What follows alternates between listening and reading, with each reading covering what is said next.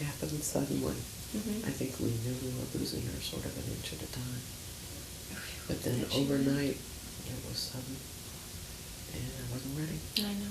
The other thing about this, that, again, the thinking about it and the facing it and the wondering about it may be a preparation for an even more critical moment in your life. You know, that will end up being a gift from your mother. It may be that the opportunity will be there for you again, and you won't be afraid, and it'll be your mother's gift. You know, you won't miss that moment again, and it may not even be a death thing. Do you know what I mean? Yeah. It may be just another moment where you're afraid, and you're not ready, but it's happening anyway, and you're able to leap. You know, you're able to do it. And that'll be your mother's legacy. Because it might be really a critical moment in your life. Yeah. You just never know. Right, to have someone else to go in and sit with her. So glad you were there. That's the gift. To care that much. It's a good way of looking at it. Mm-hmm. Yeah. One of the names for God is Hamakom, the place. You know? And it can be taken two ways. It could be know your place, but I don't think it's meant that way at all. It means keep your place. Keep your place. What is it again? Hamakom. Oh, Hamakom, the place. Yeah, The place, Hamakom. you know, Yeah. Hamakom. Yeah. And then there's an expression, Hamakom inachem. May your place comfort you. Is the translation, but it doesn't so much mean comfort you. It means may your place nourish you. May your place keep you. May your place keep you on track so that you can keep your vision clear. So that everything that you do, no matter what you have to do, whether it's keep silent or hold on to your anger, that you're able to, your place is able, God is able to keep you focused so that whatever you do is to help you keep your place so that you don't lose your vision and your energy and your good heart. Hanukkah is really the story about how much, when you're living in the world, how much do you assimilate and allow into Jewish tradition, and how much do you have to have as a boundary? And so we deal with this at the darkest time of the year, and to illuminate our process, to illuminate the darkness, to bring us hope at that time, we light the Chanukiah, the Hanukkah menorah, each night a little bit brighter, to help us to know, again, how to walk in the world. We get to light the first light, and that light is not to do any work at all. It's just to be beautiful. Just want it to be beautiful and to light up the darkness. This is the helping candle, right? We take the helping candle and we light the first light on the Chanukiah, the Hanukkah menorah, and we sing together the blessings for the first night.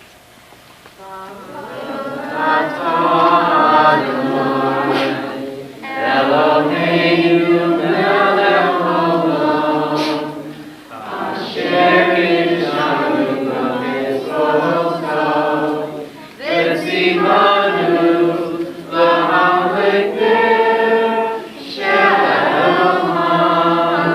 Hanukkah. If you would ask me today, what is the purpose of this congregation? It is not the survival of Judaism. It's not Jewish continuity. It's about trying to heal the soul of ourselves, the people that we love, and in a sense, the world soul. It's about trying to heal the world soul. And how do we do that? By relieving suffering, one instance at a time. When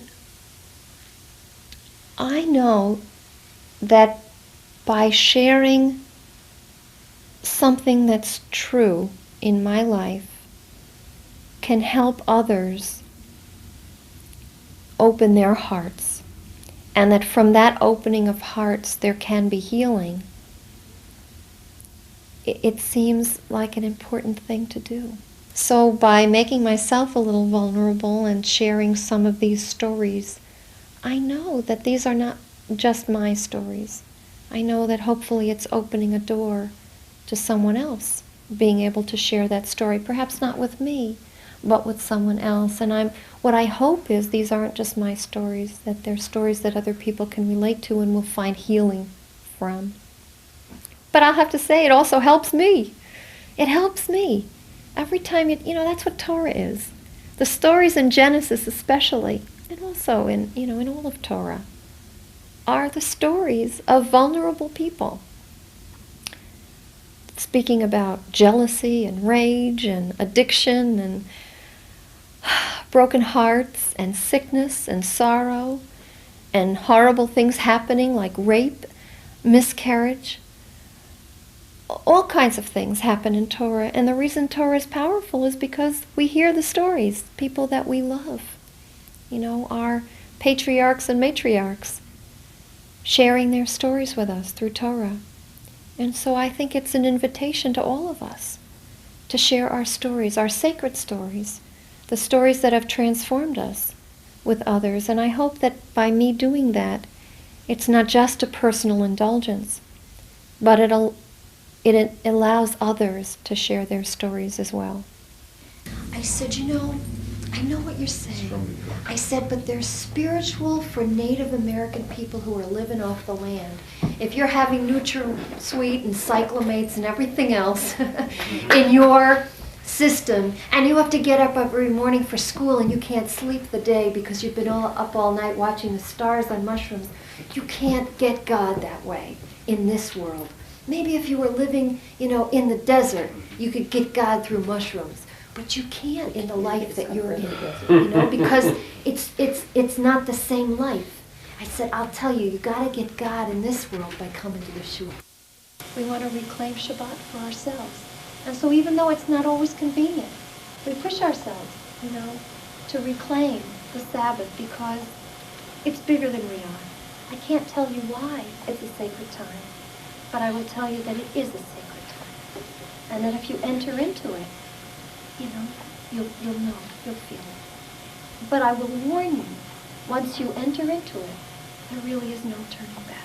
If you think you got it, and you think it's God, and you can hold it in your hand, forget it, it's an idol. You gotta reach higher.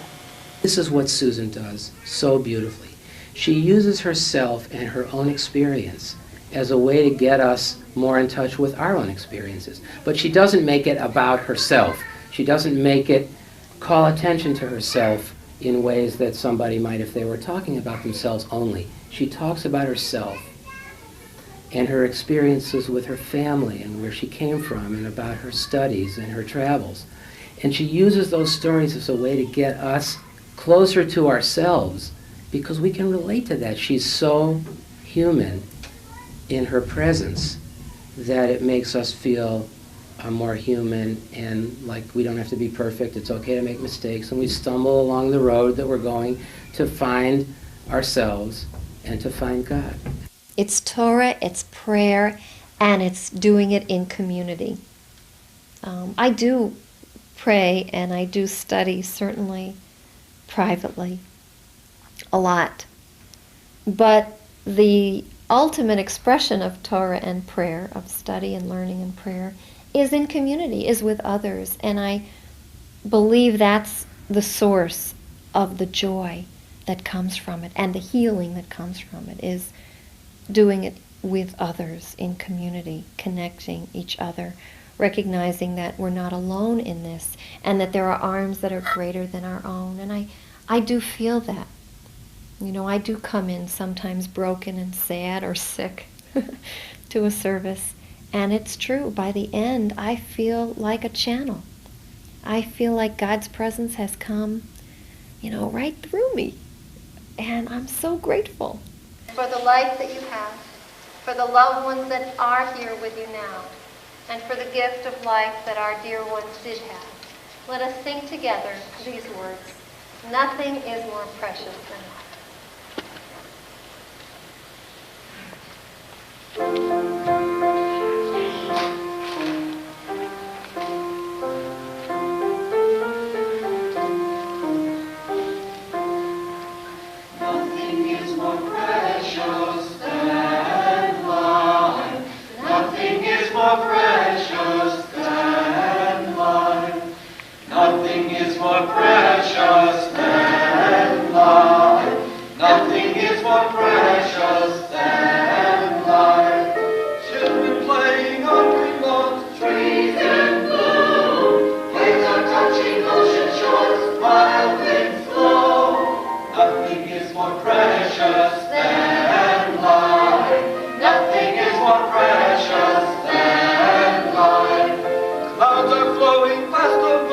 Frogs are courting, silent stars rain from the skies, sweet lands there.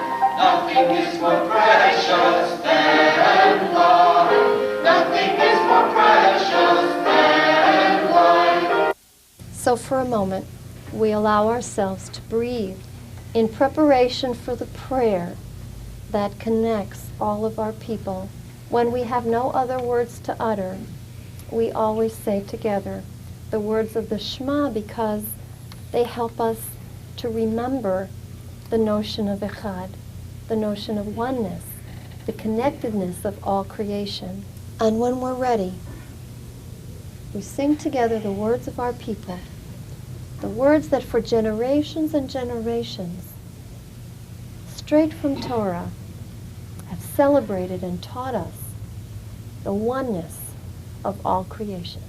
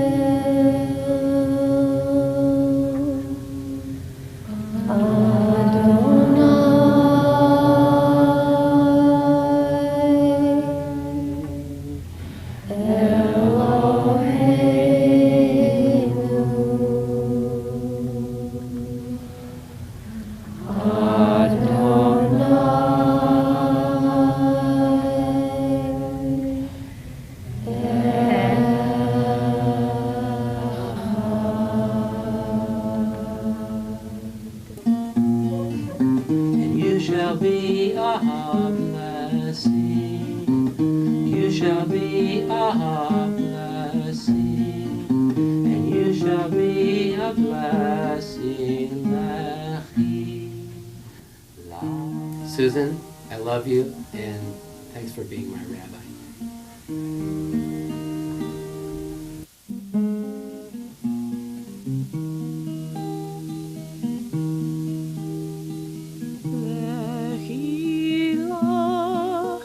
To a land that I will show you. Lech lecha, to a place you do not know. Lech, on your journey I will bless you, and you shall be a blessing, and you shall be a blessing, and you shall be a blessing. Lechilach.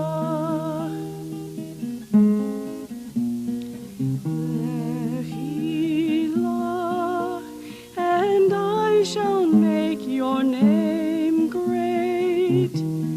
Lech lecha, and all shall praise your name. Lechilach, to a place that I will show you. L'simchat chaim, l'simchat chaim.